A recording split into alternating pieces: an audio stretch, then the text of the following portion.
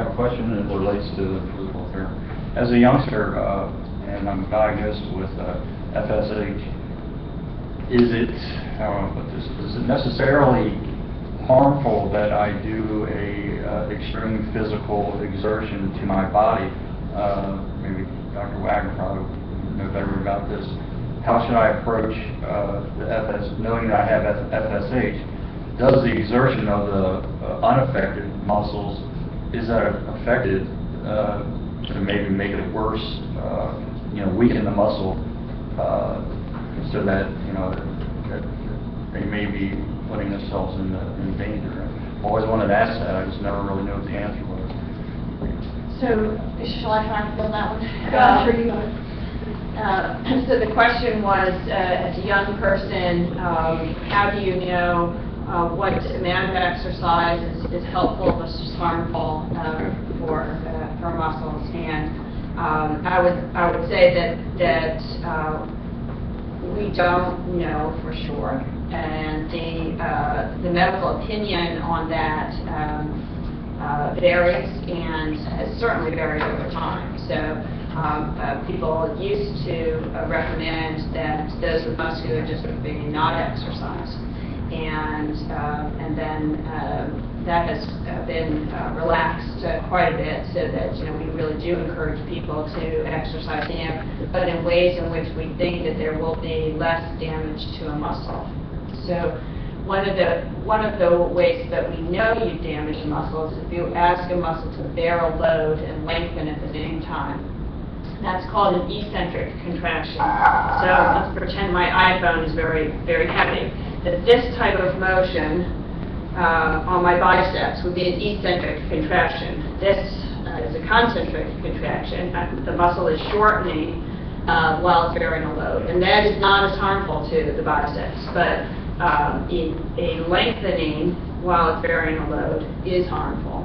So because it's almost impossible not to have eccentric contractions, for instance, with weightlifting, and we tell people not to do that, since there's relatively few or less eccentric contractions. With swimming, for instance, we tell people to swim. We tell people to swim, we tell people to walk, although up and down hills has a fair amount of eccentric contractions for leg muscles. So I think that we want people to be physically active so that you don't add disuse atrophy onto the degenerative process of muscular dystrophy. But we also do want to try to prevent any additional muscle breakdown, because we don't think that muscle in FSH has the same ability to regenerate. Does that answer your question? Yeah. And then I'd also like to add that if you have weaknesses in certain muscles, other muscles are going to overcompensate. So you're really going to rely on those a lot. If you're doing any type of activity and you have that further breakdown, that's going to start to take away more of your independence. Yeah, that was basically my question. How should, as a youngster, how should I approach my physical fitness? Well, I think that by doing different sports and working with any of these organizations where they regularly work in these sports, your body is put in the optimal position for biomechanically how it should function, and that puts a lot less wear and tear on the joints and the muscles and overall your body. I think if someone had a particular activity they wanted to do and they were concerned about its effect, that they could do it while they were monitored by a physician. So for instance, let's say that I wanted to start hippotherapy, the horseback riding, but I was worried about whether I was going to have excessive muscle breakdown. Then I could, for instance, have my physician follow my strength, my creatine kinase level, etc., to try to give me some guidance. It's still going to be an imperfect guidance there, but for instance, if you have excessive muscle breakdown, your creatine kinase shoots up. So that is one way to be able to follow it. Another thing would be adaptive sports, getting in that optimal position, and also a lot of these you can participate even passively. So if you know, if you are experiencing the symptoms of, if you're experiencing muscle breakdown, then you can still participate, but do things more passively. So for example, for the surfing, it might be that you're not putting that physical effort, you're being passively placed in the position, and you're riding that wave and still getting the enjoyment out of it and the community and the collaboration, but you are not having to do any physical exertion.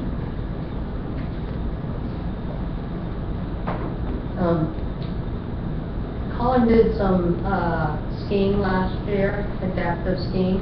So Colin, can you share with people what you did and what muscles you felt were working? Well, when we were doing the adaptive skiing, we did a lot of exercise and stretching before we actually went out there and I got suited up to ski. Basically, for me, since I'm mostly sitting down there, I think that they had,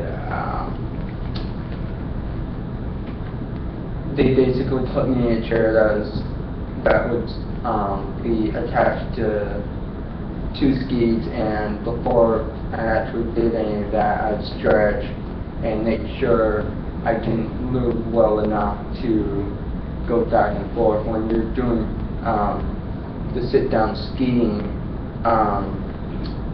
you're using a lot of like muscle and stuff to move back and forth and hold that position. Okay, so it worked your core muscles?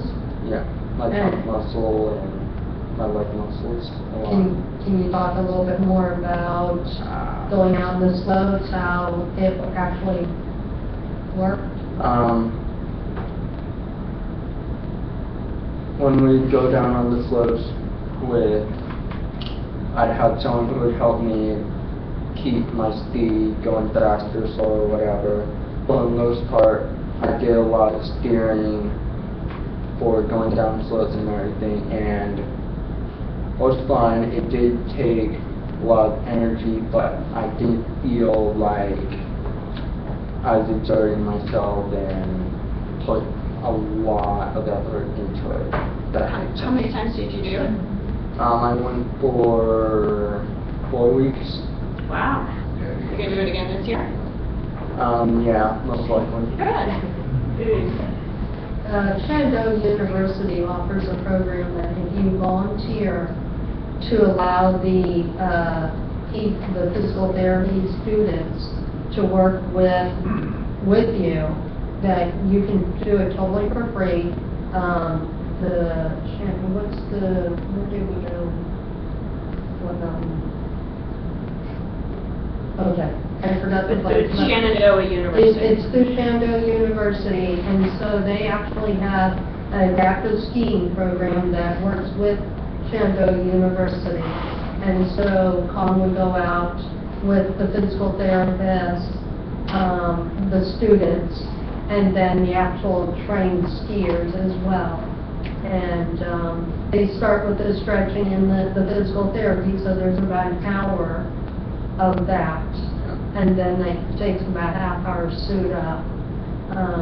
But when it was all said and done, you did 2 black diamonds. Wow. And you know, at first he was a little concerned, and so was I, but it was totally safe when you saw how many people there were involved. The whole idea is to get them to a point of independence so that they can go to any adaptive skiing program and work with the person. So in the beginning it was a lot of people, them controlling them. In the end, you were doing all the turns and everything. And what we found was that most of the ski areas in the area offer adaptive skiing. Yeah, there's several different places up in Pennsylvania, Virginia, that offer the adaptive skiing.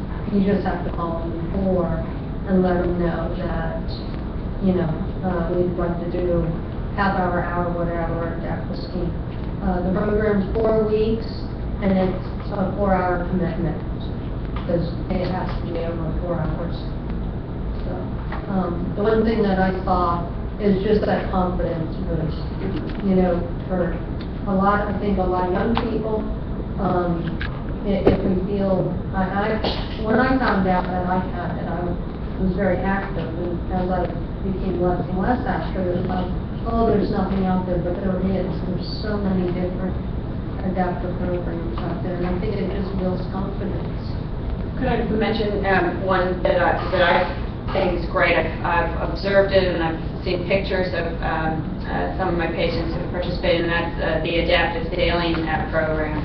That no matter what your level of disability is, if you just have a minor disability or if you are completely quadriplegic, and you can operate the sailboat with a sip and puff mechanism. Yeah, it's really quite amazing. So you mentioned one on the slides. The downtown Baltimore Sailing Club has a really great adaptive sailing program.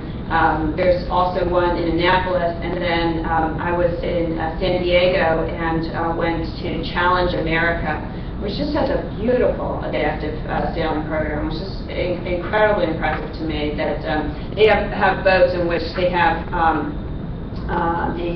the first person in the boat has a physical disability, and the person in the rear does not. And the person in the front does everything, but there's a person in the back that, in case of emergency, the boat tips over or something.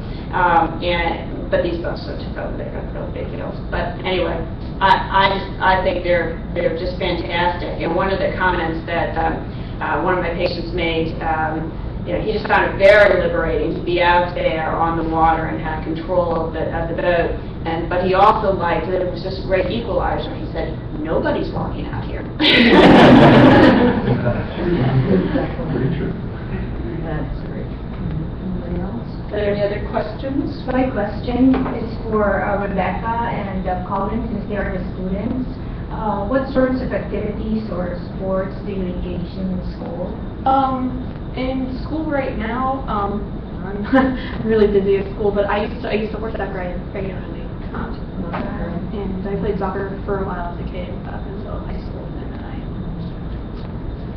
Now, was the horseback riding, was that through like a HIPAA therapy? Or No, I actually did it completely independently through a local stable, and I went in and told them, we kind of had a meeting before I started, and just saying what I could and couldn't do, and they basically said, your legs are pretty strong, your core is pretty strong, you shouldn't have any issues. And I pretty much went unchallenged horseback rider for some competitions, did pretty well, stuff like that. So it was really fun, and it was very strengthening too. And then I also I did take a yoga class in school too, which was also very fun. And really hurt after a while. Well, during school and everything, besides the skiing and everything, I did aqua therapy once or twice a week in Baltimore, and that really helped. I did a lot of stretching, some treadmill stuff. They had an underwater treadmill, I used that, and that was very unique how they were able to lower the floor of the pool, and then also allow me to do some running in the water treadmill. Where was that?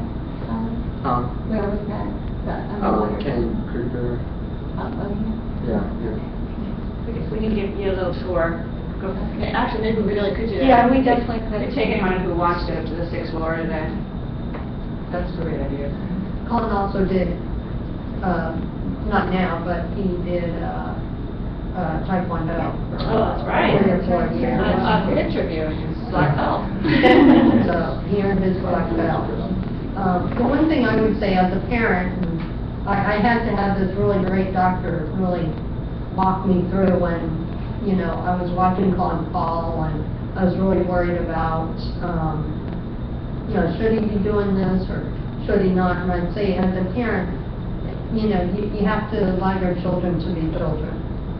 And it was something that Dr. Wagner told me that, they can get hurt anywhere, so just let them be a child for as long as they can, be as active as they can, as long as it's not something that, for me, you know, I would say, must be my words, not jumping out of an airplane or something like that, but let them, you know, take those risks, because, you know, they gotta do stuff. So, Con did 3 years of Taekwondo, and I watched him fall several times, and it was really hard during his black belt testing, but, you know, he did it, and you know what? He didn't break anything. So, he broke quarters. But, you know, try and find something that you enjoy, that is not gonna hurt you.